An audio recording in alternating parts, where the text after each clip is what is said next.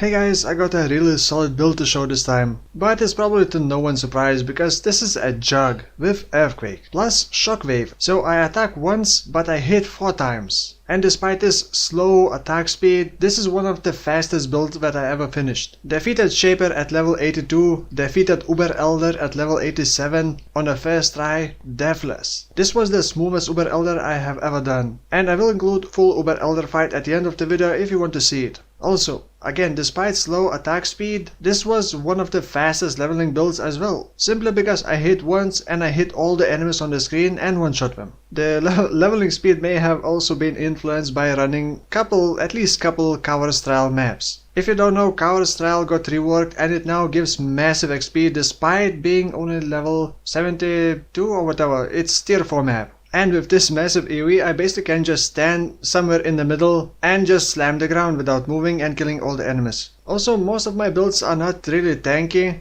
and I'm not used to making tanky builds, so my mindset is still kind of set on just damage and just surviving one-shots. So this is not really a thick jug, it's more like a thin jug or slim jug with very thick AoE. I only got 5 endurance charges, I have less than 6k life, but I'm level 87 only. But despite not having a lot of life, I do have a lot of fortify effect, which makes me a lot tankier. Now, other than Shockwave support gem, this is probably, I assume, pretty standard EQ jug build with a bit more focus on damage. The build wasn't really expensive. I only bought 6 linked Maroge for 3 exalts. This one also got some small rework. Instead of having increased AoE support gem inbuilt inside it, it now has level 15 Pulverize, which slows attack speed a bit but also gives you more AoE and AoE damage. And you can still use increased AoE for more clear speed. The rest of the important items are helmet enchantment for 30% reduced earthquake duration, a belt with increased cooldown recovery speed, very important, and the rest of items are up to you. I was using Carcass Jack for even more AoE, but it's not really mandatory. And you could get way more tankier if you got some different body armor. As always, in video description you can find timestamps and path for building import code. So I'll keep this pretty short, and the main thing I want to focus on is the Earthquake and how it functions with the Shockwave, and why you need cooldown recovery speed belt and the helmet enchantment, and why I'm not using less duration on Earthquake. So with Earthquake you hit the ground and after 1 second it does the aftershock. Aftershock has much bigger damage, so you kind of want to proc it as frequently as possible. That's why you need helmet enchantment to reduce that duration. This duration or delay before the aftershock cannot be reduced with cooldown recovery speed, and can only be reduced with less skill effect duration. And if you hit the ground before aftershock happens, you will not proc another aftershock. So you have to kind of attack slow enough so that you only attack after the aftershock. And it's always been like this with Earthquake. You had to time your attack speed with delay of the aftershock. However, in this case I also added the new Shockwave support gem. Now this Shockwave support gem also has a cooldown of 1 second base. With levels it does get cooldown recovery speed, and if you got cooldown recovery speed belt or boots, you will also reduce that cooldown even more. So you want Shockwave's cooldown to be a bit lower than the delay before the aftershock from Earthquake. And if you do that, then on the first hit with Earthquake you will also proc Shockwave, and then the Earthquake's aftershock will also proc another Shockwave. So with one Earthquake attack you can hit up to 4 times. Now the Shockwave support gem visuals are a bit difficult to see and they are very fast, but the AoE of the Shockwave is also pretty massive. And of course it scales with the same support gems linked to the same skill. So if you want some numbers with all 4 hits, fully boosted damage with all the flasks and other shenanigans, I'm dealing almost 900,000 damage against the Shaper with just one Earthquake. And the Shockwave itself does over 200,000 damage per hit.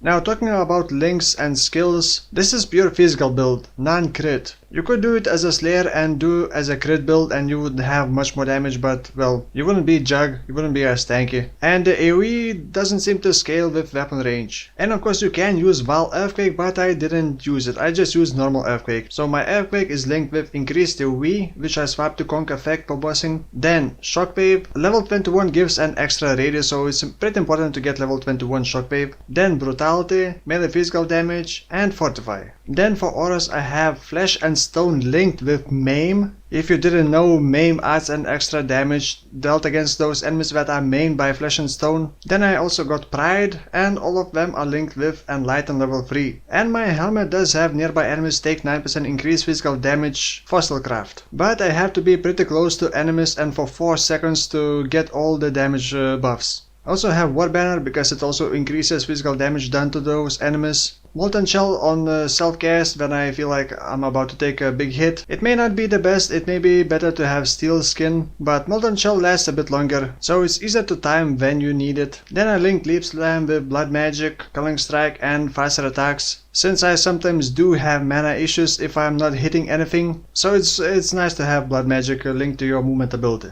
I also have Blood Rage, but while mapping you may get too much attack speed. If you get Onslaught, if you get 3 Frenzy charges and the Blood Rage, you may start attacking too fast and start skipping the aftershock wave. But that is not a real issue. You can just attack, sidestep, attack, sidestep. It's still not really smart to just face tank everything, since this isn't a thick jug. And this works pretty well for mapping, even against Legion enemies. You hit the ground somewhere, if there are enemies on the screen they will get hit and most likely get stunned, but just in case, just keep moving all the time. Attack, move. In my body armor I'll also have Val Ancestral War Chief. I wanted to 5 link it, but on the other hand, I don't really need it for damage. It's only there to give me damage buff. So I also added Vengeance with increased AoE and Culling Strike, just in case I would not have enough mana and it would proc it and it would leech back mana to me. It is just whatever. Oh, I do have Gloves with vulnerability on hit corruption, and one of the main issues while doing this build was getting enough intelligence and dexterity, without sacrificing too many passive points to get those attributes, because increased AoE support gem and Conk effect does need quite a lot of intelligence, and Carcass Jack also needs quite a lot of dexterity. So does faster attacks and Blood Rage. So I had to go out of my way and get quite a lot of attributes on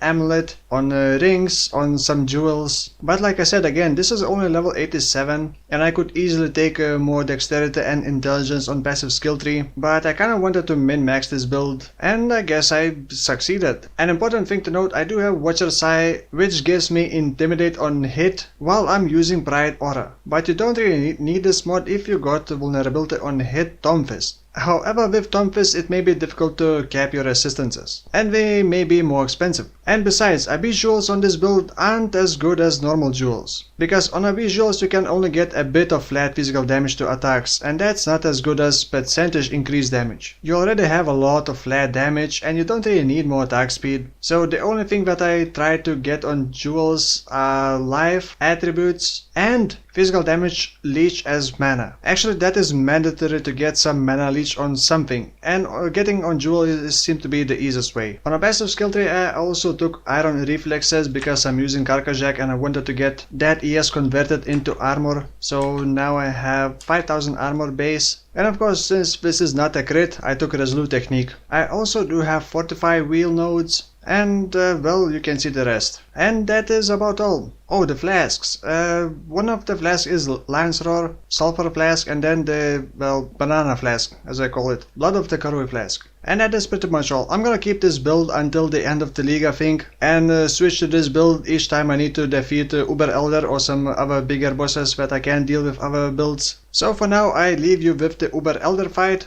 Thank you for watching and I'll see you next time. Let's do this.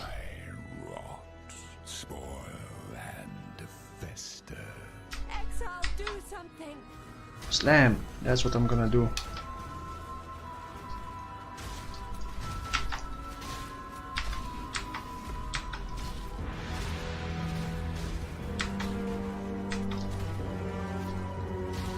My mana is gone.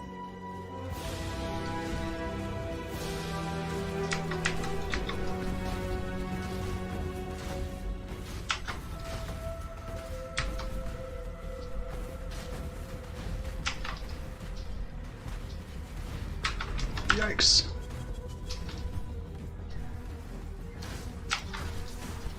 My mana is gone.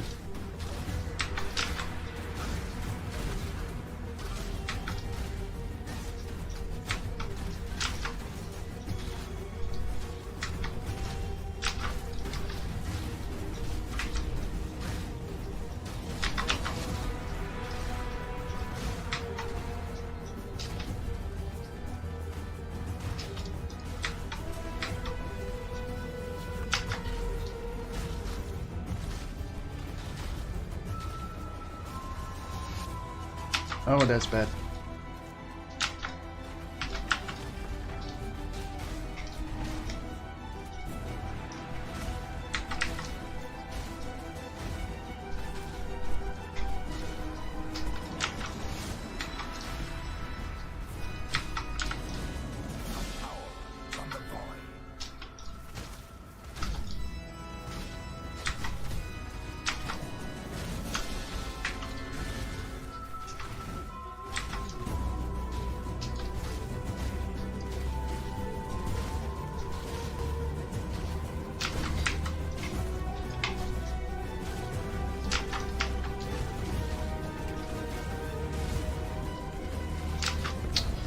No, that's a bad spot.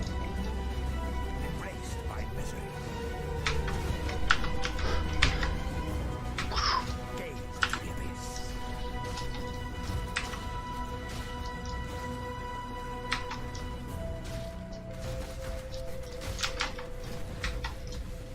Oy.